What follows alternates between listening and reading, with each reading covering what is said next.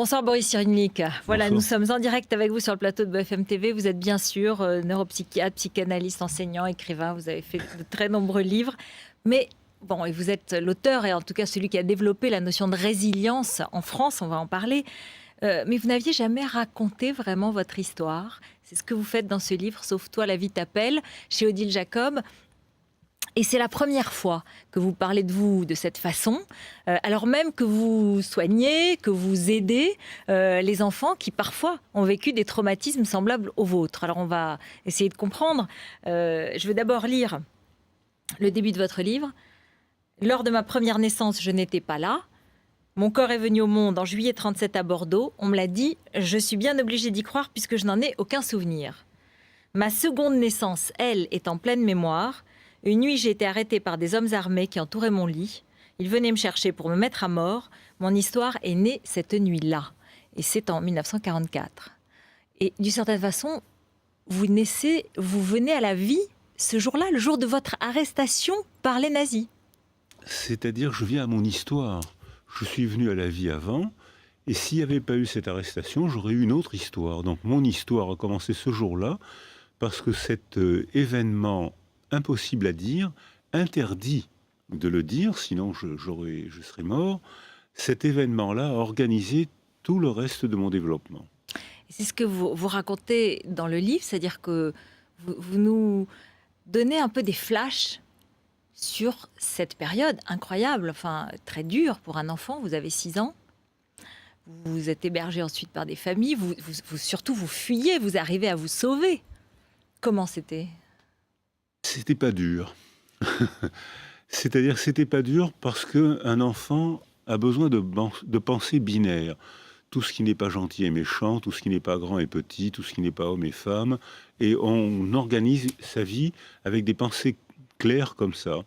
Or là, pendant la guerre, mon monde était clair. Il y avait les méchants, qui étaient les Allemands et surtout les miliciens, la Gestapo, et les gentils, les justes, qui m'entouraient et qui se relayaient pour protéger un enfant qu'ils ne connaissaient pas. Donc j'étais entouré de gens gentils, qui me parlaient gentiment, qui me sécurisaient, qui me protégeaient des méchants, qui ont été vaincus, puisque à la fin de la guerre, les surhommes allemands se sont réhumanisés dès l'instant où ils ont perdu la guerre.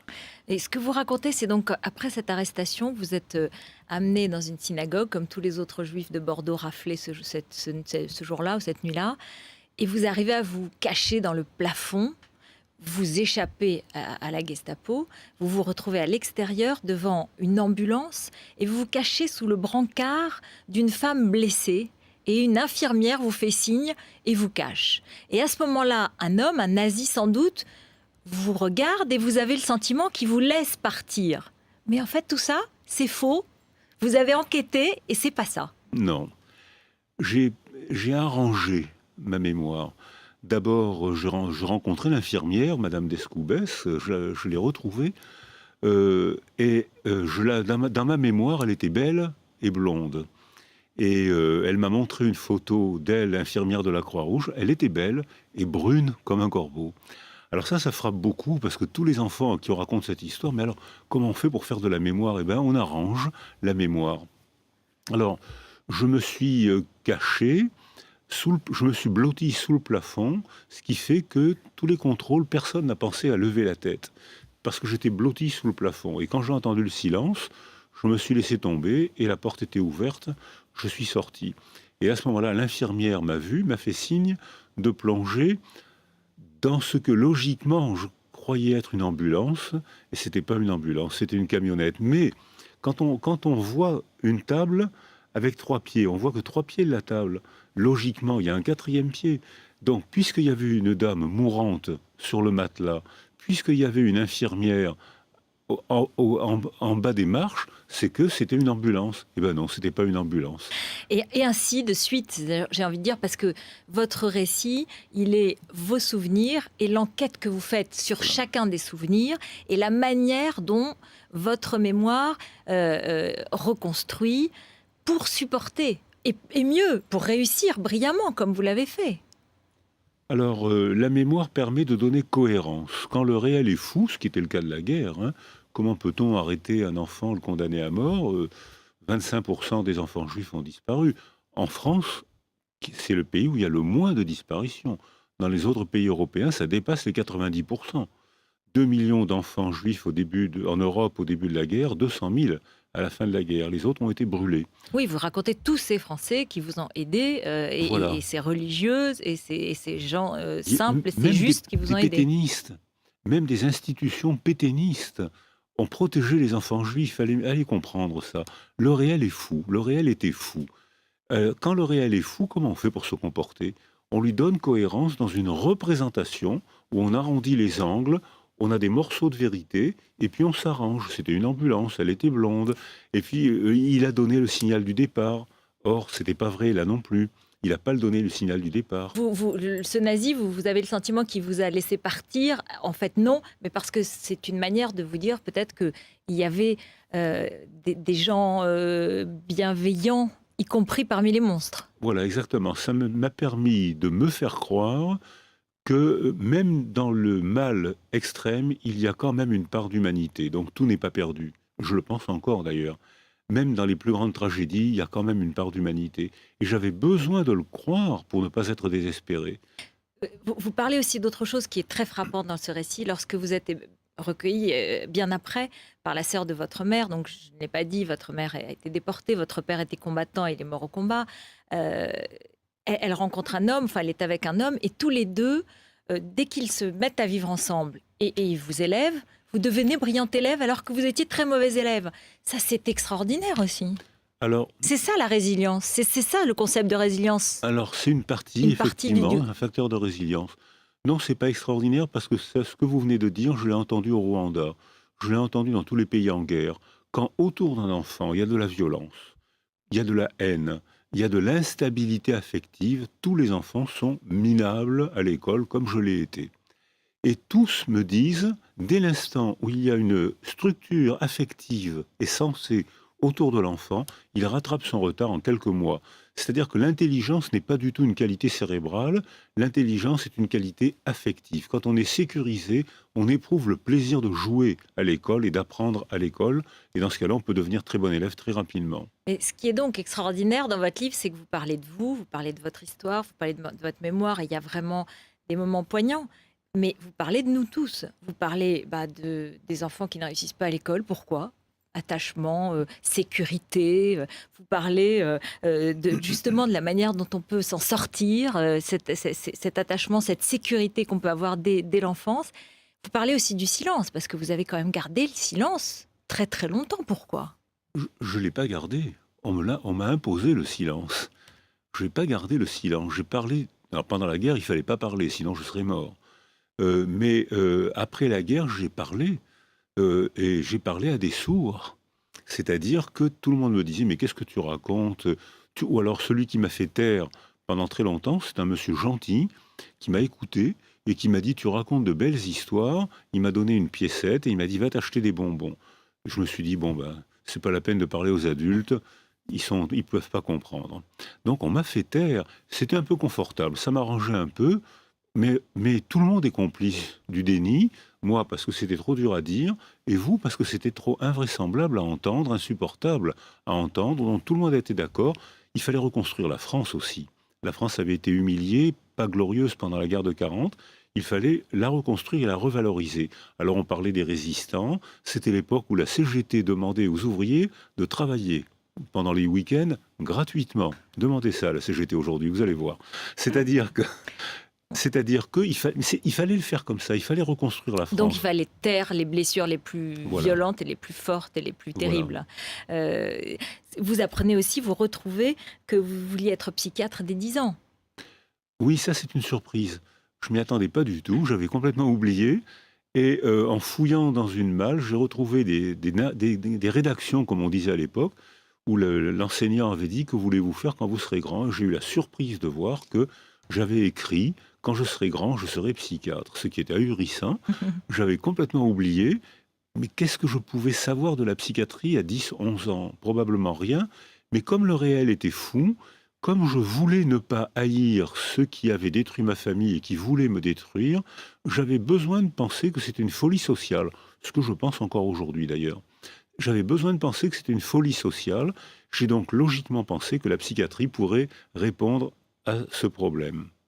Du coup, votre expérience et votre vie vous ont aidé, même si vous n'en parliez pas de cette façon-là, de la même façon que dans le livre, à comprendre les autres et à aider les autres.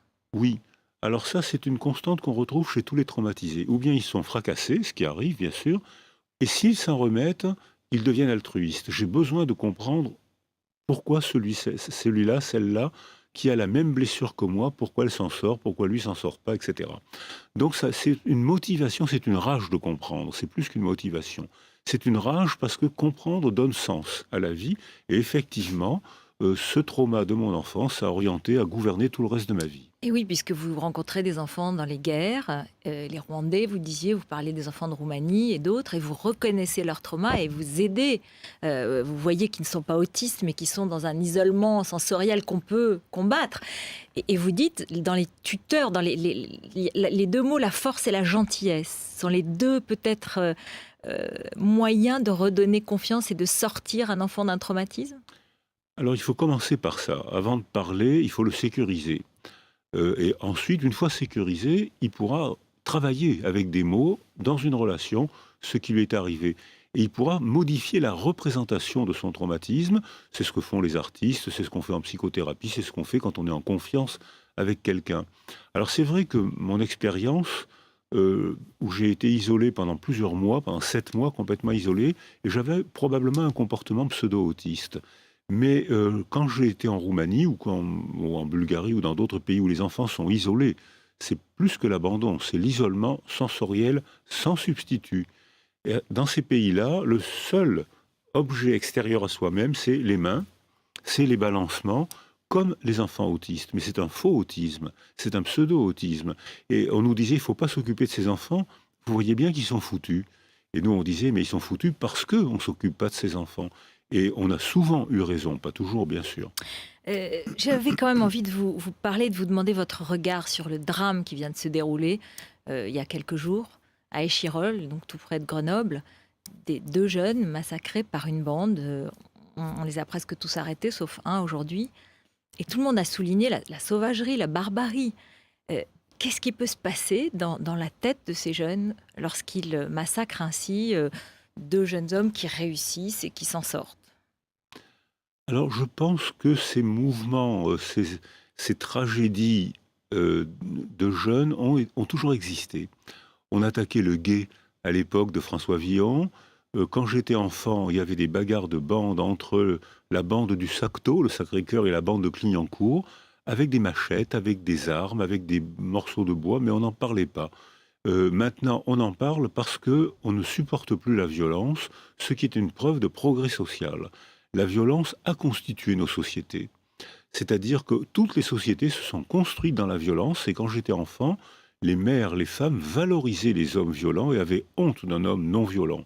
Aujourd'hui, quand la société est constituée, la violence n'est que destruction.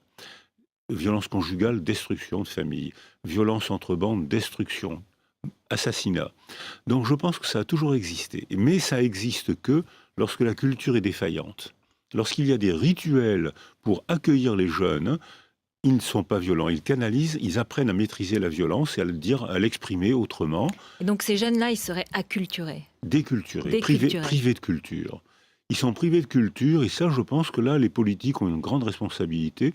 C'est-à-dire que dans ces quartiers, il y a des isolats sans culture, et lorsque des jeunes qui ont l'appétit de vivre et la violence en eux, lorsque ces jeunes sont privés de culture, ils redécouvrent les processus archaïques de la socialisation, c'est-à-dire la loi du plus fort et la violence. Et est-ce qu'on peut les récupérer, ces jeunes? Est-ce qu'on Oui, peut? clairement oui. Clairement, oui. Alors, bien sûr, c'est plus ou moins facile selon le développement. Il y a des grands pervers qui sont difficiles à récupérer, mais c'est très rare, les grands pervers. La plupart du temps, ces enfants se laissent, ces enfants, ça m'a échappé, ces jeunes. Oui, non, mais il y en a un qui est mineur en l'occurrence, les autres sont majeurs, mais il peut y avoir Voilà. des mineurs, bien Il sûr. y a une contagion émotionnelle. S'il n'y a pas de culture autour d'eux, ils se laissent entraîner par celui qui induit la violence. Et il y a une érotisation de la violence, un plaisir extrême à la violence. Et ils se laissent entraîner.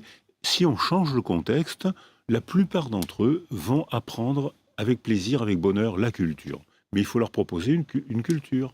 Voilà, sur ce message d'espoir. Merci beaucoup, Boris Cyrulnik, Merci à vous. d'être venu sur le plateau de BFM TV. Donc, sauve-toi, ta vie t'appelle, chez Odile Jacob, c'est bouleversant. Merci.